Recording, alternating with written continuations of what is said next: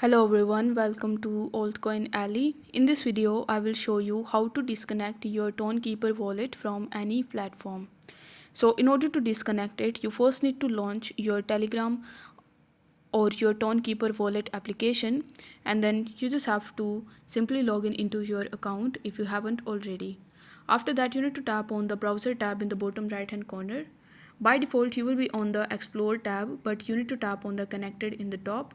Then you will be able to see all of the wallets or all of the websites on which you have connected your Tonkeeper wallet.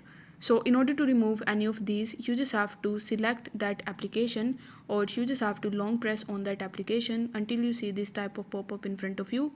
So here you just have to tap on the remove button and that particular application will be removed, and you will be able to easily disconnect your Tonkeeper from that platform.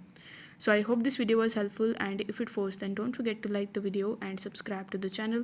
Thank you so much for watching.